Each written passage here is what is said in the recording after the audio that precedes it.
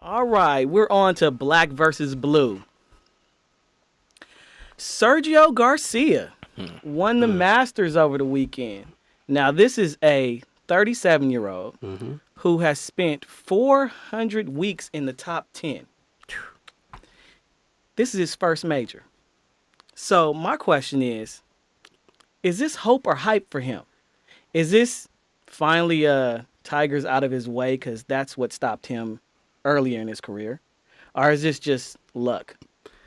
It's hype.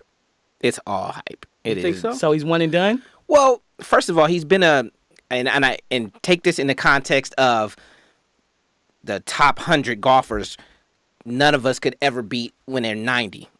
Like these, right. He's for good golfers, he was middle of the road. But he was top 10. He's top 10. Top 10. Yeah, but it doesn't matter. He could never win. He could never get over. He could never win There were top 10 people who could get over. He couldn't win a major. Yes. Yeah.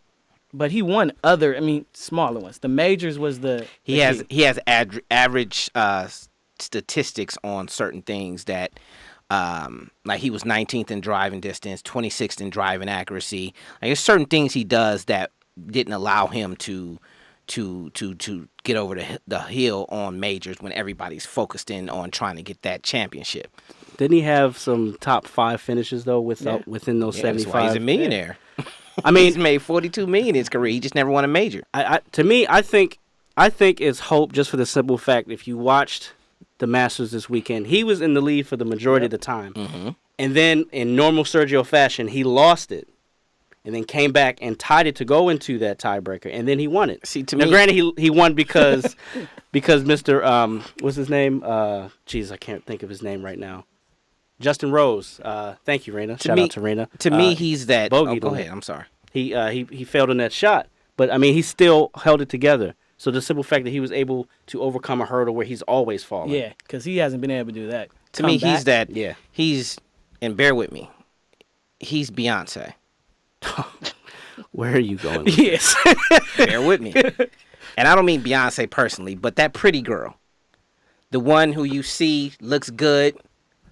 You want to date her, but then she knows she pretty, so she tease you a little bit. You leave the house with blue balls. But then she don't know you about when you leave the house, you about to call Riri because she bought that work. There were people who were worse than him, who look worse than him, who win majors. Right. He's 37 years old, and this is his first major, and I wouldn't be surprised if this is his last major. Okay. What do you say, Kev? I was going to say, I'll try to keep the reference sports related. I look at it like the early 2000s in the Eastern Conference when Jordan finally left. Now that Tiger's gone, if anybody that can prove they can at least get to the dance. It's open season. Yeah, exactly. It's open season. Tiger been gone for a minute, though.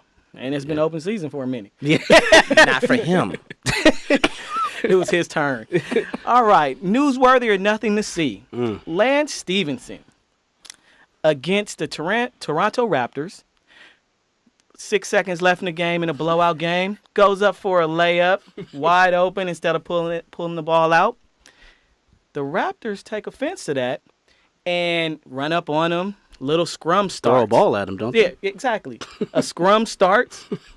Now, is this the Raptors being butthurt because they got blasted? PTSD.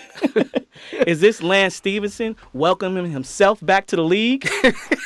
Or is this nothing to see here? It's PTSD. Didn't somebody score 81 on them? On the Raptors? The Raptors, they still hurt on that? They remembered that? I think it's a combination of all of that, Les.